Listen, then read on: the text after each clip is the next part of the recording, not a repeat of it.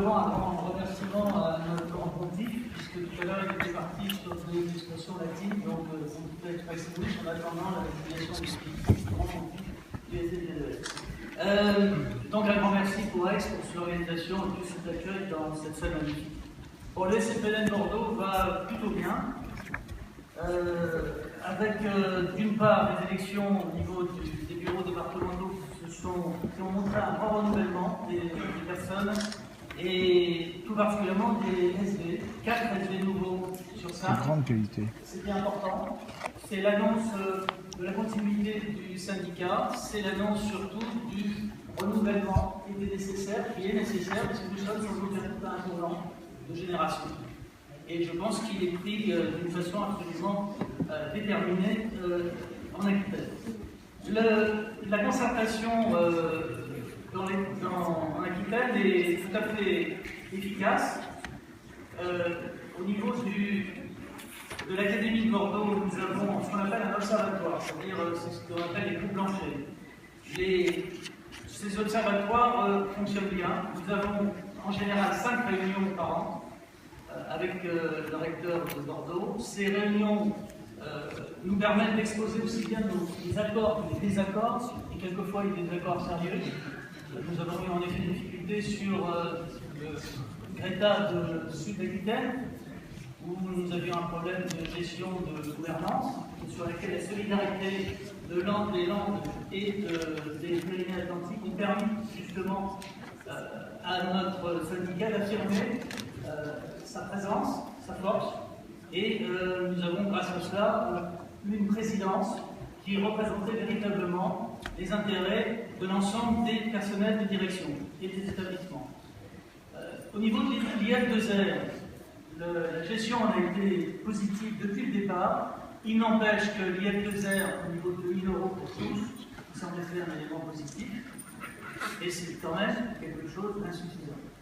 Sur ce plan-là, espérons que le Congrès pose le problème de l'indemnitaire, parce que si, sur le plan des salaires, il paraît extrêmement difficile d'avoir une évolution, peut-être que la phase indemnitaire est une possibilité sur laquelle je pense qu'il serait, du moins par rapport à laquelle il serait regrettable de ne pas s'engager.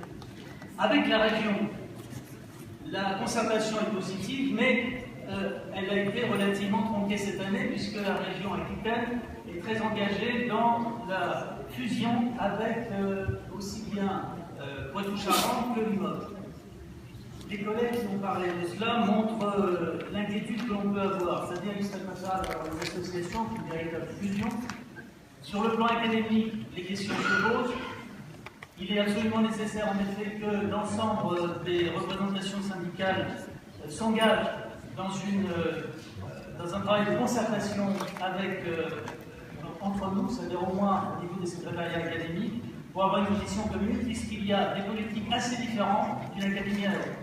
Donc c'est véritablement un défi important. Alors, certains médias insistent sur le fait que notre académie pourra avoir un nom original, puisqu'on parlait d'Aqua. Espérons cependant qu'aux prochaines élections, ça ne donne pas citer Patrick Sébastien de se présenter chez nous. Au niveau des conventions tripartites, alors que l'Académie de Bordeaux avait été très engagée au début, il est bien évident qu'il y a une séquence sommaire. Cela n'a quasiment pas bougé. Il y a des conventions tripartites, mais qui sont marginales, qui ne sont pas sur les éléments centraux. Sur ce plan-là, c'est véritablement regrettable. Nous avons eu dans notre académie, tout à l'heure je commençais en indiquant que l'académie, le SCPLN Bordeaux vivait bien, et ça n'empêche que depuis avril 2014, nous avons connu une période difficile. Difficile parce que nous avons eu une difficulté majeure au moment du mouvement des adjoints. En avril 2014, en effet, nous avons une sorte de fronde qui s'est mise en place, qu'il a fallu gérer. Nous l'avons géré autant que faire se peut, avec un groupe de travail, puis avec le soutien de Philippe Vincent, nous avons fait un séminaire pour réfléchir justement à la situation des adjoints aujourd'hui. Il y a un véritable problème de perspective pour les adjoints qui ont le sentiment qu'il y a un peu un plafond de verre qui se met en place, puisque nous avons un mouvement très contraint. Mais ce qui est intéressant, c'est que les groupes de travail ont montré très précisément que le problème n'était pas que celui d'une mutation. C'était aussi celui des conditions du métier. Il y a une réflexion à conduire, d'autant plus que la situation d'adjoint n'est plus une situation automatiquement transitoire comme nous avons tendance à la penser. C'est une situation qui peut se pérenniser et on doit avoir une réflexion peut-être plus affirmée par rapport au métier, tout en considérant qu'on est évidemment un corps unique. Pour conclure, je voudrais indiquer qu'au niveau des réformes, il y a 3 ans, nous étions vraiment avec un grand espoir. Nous avons eu la réforme des rythmes scolaires qui a été quelque peu chaotique. Nous avons une réforme du statut qui peut espérer une évolution. Nous avons aujourd'hui une réforme du collège qui est assez modeste et on peut s'étonner de l'agitation de cette réforme du collège. Ce qui est surtout préoccupant, c'est que dans nos établissements, et on le constate tous les jours, il y a un bouleversement profond dont on parle pas automatiquement si clairement que cela. Les élèves, en effet, ont une démarche par rapport à l'apprentissage. La démarche cognitive est en train d'être bouleversée. Et sur ce plan-là, il sera nécessaire, sans aucun doute, qu'il y ait une deuxième phase de réforme, parce que cette démarche cognitive nécessite un accompagnement particulier, sans aucun doute un métier différent, parce qu'on peut, en effet, espérer revenir au passé. Tout à l'heure, on parlait de la place de l'informatique, le fait que les uns et les autres regardaient leur portable. Mais c'est un petit peu inexorable. Il faudra gérer cet aspect-là et ce sera un défi considérable. Je vous souhaite un bon congrès.